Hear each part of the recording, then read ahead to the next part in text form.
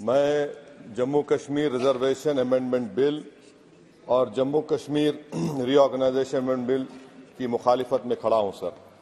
یہ دونوں بل ہمارے آئین کے خلاف ہیں، اور دوسرا جو بل ہے سر جموں کشمیر ری آرگنائزیشن امینڈمنٹ بل، یہ نہ صرف ہمارے آئین کے خلاف ہے بلکہ ریپرزنٹیشن آف پیپل ایکٹ 1952 کے بھی خلاف ہے۔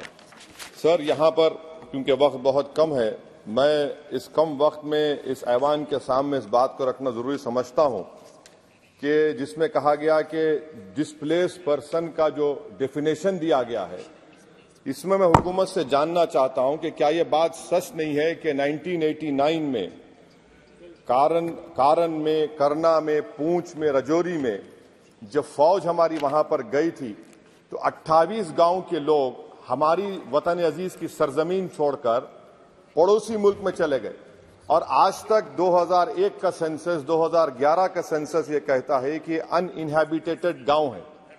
کیوں نہیں ہم ان کے لیے پروویژن رکھ رہے ہیں؟ اور اس کی رکھنا ضروری ہے۔ اور جتنے وہاں پر گئے ہیں یہ مظفر آباد میں رہتے ہیں، 40,000 کے قریب، جس میں صرف 3% کشمیری ہیں، باقی سب گجر اور پہاڑی ہیں۔ انہوں نے ہماری فوج کو زمین دی اور آپ ان کو بھول رہے ہیں، اور صرف انہی لوگوں کے لیے پروویژن رکھ رہے ہیں جو ان کو آپ نظر انداز کر رہے ہیں۔ دوسری بات یہ ہے سر کہ آپ نامینیشن کریں گے، نامزد کریں گے، کون نامزد کرے گا؟ ایک عوام کی منتخب شدہ حکومت کی سفارش پر LG نامینیٹ کرے گا، نامزد کرے گا، یا پھر دلی سے نامزد کریں گے؟ تو آپ یہاں سے کنٹرول کر رہے ہیں، یہ تو آئین کے خلاف ہے۔ آپ تو جمہوریت کو سبورٹ کر رہے ہیں، عوام کا جو مینڈیٹ ہے، فیصلہ سبورٹ کرنے کی کوشش کر رہے ہیں۔ اور تیسری بات سر میں یہ جاننا چاہ رہا ہوں کہ آخر کیا وجہ ہے کہ آپ یہ ریزرویشن کیوں کرنا چاہ رہے ہیں کشمیری پنڈت کے لیے؟ نام تو لیجئے کشمیری پنڈت کا آپ، اور اگر آپ یہ کرنا چاہ رہے ہیں تو بتائیے سیکیورٹی تھریٹ کشمیر میں ہے یا نہیں ہے؟ آپ کہتے ہیں کہ کوئی سیکیورٹی تھریٹ نہیں ہے۔ جب سیکیورٹی تھریٹ نہیں ہے تو پھر آپ نامینیشن کیوں کرنا چاہ رہے ہیں؟ آخر کیوں آپ 370 نکالنے کے بعد وہاں پر ہر مہینہ پاکستان سے دہشت گرد آ کر سری نگر میں گولی مارتے ہیں، راجوری میں مارتے ہیں، ہر مہینہ 5 لوگ مرتے ہیں، کیپٹن مرتا ہے، حوالدار مرتا ہے، لیفٹیننٹ کرنل مرتا ہے، تو آپ کا کون سا نارمل سی ریسٹور کیا؟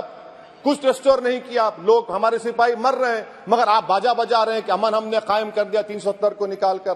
سر جموں کے ڈوگرا لوگوں کا بہت بڑا نقصان آپ نے کر دیا۔ 112 رائس مل تھے، اب صرف 6 رائس مل بچے ہوئے ہیں۔ بتائیے آپ نے کون سا بڑا تیر مار دیا 370 نکال کر؟ پورا پنجاب سے لوگ آ کر جموں کو ٹیک اوور کر رہے ہیں، وہاں کا پولیٹیکل اکویبر آپ نے ڈسٹرب کر کے رکھ دیا۔ چیمبر آف کامرس کے روز لوگ رہے، سیکریٹریٹ آپ منتقل کرتے تھے ابھی ونٹر میں، پورا جموں کی انڈسٹری کو آپ نے برباد کر دیا، پورے ہوٹل خالی ہیں۔ تو اور آخری بات سر، میں حکومت سے جاننا چاہ رہا ہوں کہ ایک آپ کے انڈسٹریل اسٹیٹ میں ایک کمرہ آپ نے بنایا ہے کیا؟ بتائیے بھائی، امبانی صاحب ہے، اڈانی صاحب ہے، ٹاٹا صاحب ہے، سب ہیں، آپ نے ایک کمرہ نہیں بنایا وہاں پر۔ MOUs تو کروڑ روپیہ کے ہو گئے، آپ نے خواب تو اتنے دکھائے مگر وہ بیچارے وہ خواب تو پورے نہیں ہوتے کشمیر کے لوگوں کے لیے۔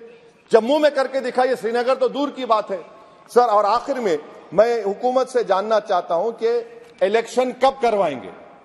24 کا الیکشن تو آپ کروا لیں گے، آپ نے جیری مینڈرنگ کر کے آپ نے کانسٹیٹوئنسیز بنا دیے وہاں پر، مگر اب بھی آپ کو ڈر ہو رہا ہے۔ آپ جموں میں نہیں جیت پائیں گے، بتا رہا ہوں آپ کو، ویلی تو دور کی بات ہے، ویلی تو مجھے یقین ہے کہ نیشنل کانفرنس اور سب لوگ نکال لیں گے، جموں بھی لوز کریں گے آپ۔ ارے ہاں، آپ کی ہماری ڈیل نہیں ہوئی ہے، بول دیں گے ڈیل ہو گئی، ہمارا حال تو لیلا کا ہو چکا ہے۔